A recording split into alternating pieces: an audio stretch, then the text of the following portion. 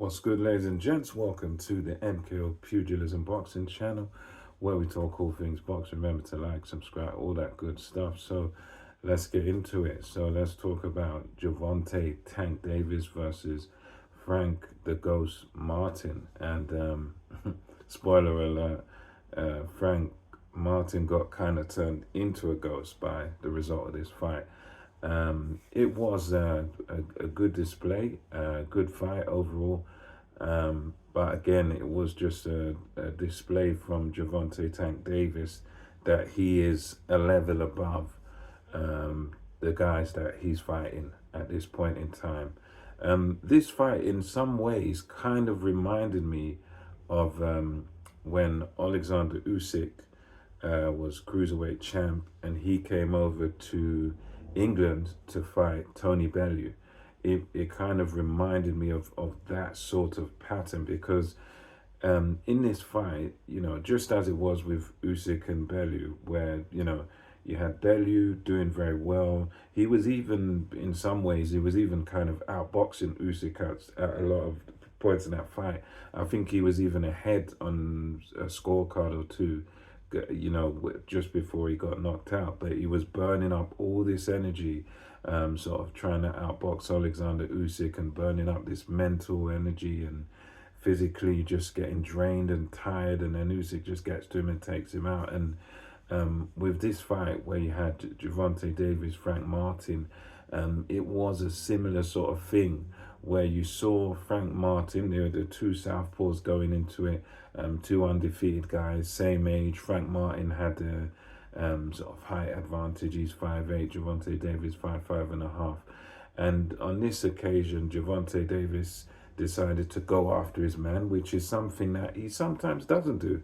He sometimes sort of stays on the back foot and is happy. If he finds a guy that's a bit of a puncher and a guy that likes to come forward, he goes back, draws you onto his shots, and he counter punches and takes you out on the back foot. But in this fight, he decided to just change it, flip the script, and go after Frank Martin. And Frank Martin, he did have a lot of success in this fight. He landed a lot of shots. Tank had to take some lumps, throughout this fight. He had to, I think there was even a bit of bruising on him at the end of this fight. But you could just see going through this fight that as Martin's on the back foot, he's burning lots and lots of energy.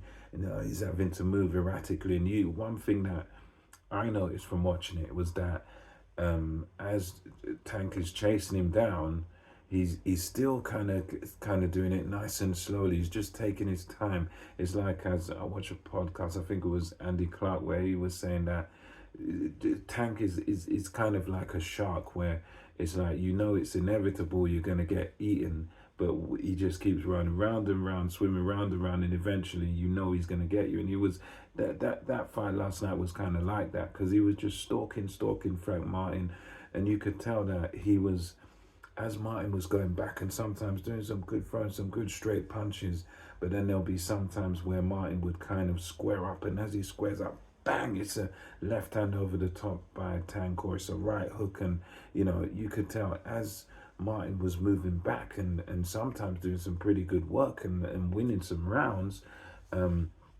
there would be these points and sections in the fight where Tank would just catch him.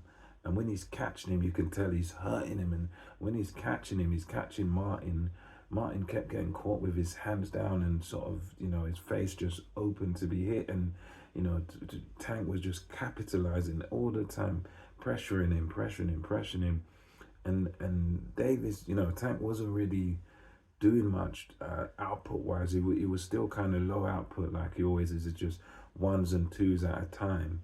But he was putting pressure on him with his feet. So even sometimes where Martin kind of temporarily stuns Tank Davis, it's like Tank could sort of take that punch, eat it, okay, momentarily stunned, but then Martin has to then move away before the counter comes. And the story of this fight was, you had some decent work by Frank Martin on the back foot, but he was burning up a lot of energy on the back foot, and he wasn't really able to get away from Gervonta Davis on the back foot. He was able to kind of survive, win a few rounds on the back foot, but he would always keep getting clipped with counters. And you could just see as the fight was going on, you could tell that Gervonta Davis was the kind of more intelligent boxer in a way, because as Martin's moving backwards, Tank is kind of reading the patterns, and as he moves and he makes a mistake, he gets clipped.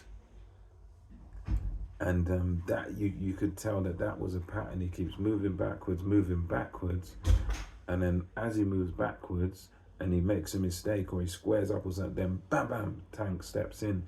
And eventually that is what happened in the 8th round, where Martin, he makes this mistake that he was making a lot throughout the fight, which is when he's moving backwards side to side, and then he's moving into the corners. And obviously against a puncher like Tank, someone that's accurate, that's smart, and very good with their punch placement, you don't want to sort of give that guy any opportunity when you're on the ropes. You want to sort of tie him up, or you want to hold him when you're vulnerable in the ropes. But he didn't do that, and Tank was sort of allowed to tee off on him, and in the end that's what happened. He teed off on him, put his right hand there over with the left hand, and it was an uppercut, and then I think it was a left hand that he finally knocked him spark out with, and that was the story of the fight, really. Overall, good performance by Gervonta Davis. It was entertaining, it was exciting, and he just proved once again to be a level above his opposition. And as for right now, what I want to see from him is, I want to see him now step up and fight one of the best in the division. I want to see him against a Lomachenko or a Shakur Stevenson, someone of that ilk, someone of that level. That's pretty much what I'd want to see with him next. I want to see him, someone like that, someone of that ilk is what I want to see. I don't want to see any more tune-ups or anyone that is not the upper echelon, because I think with Davis, we need to see him in a fight where there's some jeopardy, where there's some sort of chance that, we don't know what the result is going to be, because fights like that last night, he's a big favorite going in against Martin, and he pretty much is in all of his fights. And I think now we need to see him in some jeopardy. We need to see him, against the Lomachenko, against the Shakur Stevenson. And listen, at the end of the day, I'm not even saying he's going to lose those fights. He could go in and he'd probably go in, and I reckon he would be the favorite in probably in both of those fights. I don't know with Lomachenko, because Lomachenko has been very good, but I think Lomachenko's getting a bit older now. And with Stevenson, good as he is, he didn't look that great in his last fight. So I think if these guys are to fight, I reckon Tank's still going to be the favorite. And as I say, he may well win those fights, but I just personally, no more of this sort of thing. Let's see him in there against the best. So let me know what you thought about his performance in the comment section below. Until next time, MKO Pugilism, we over and out. Catch you next time.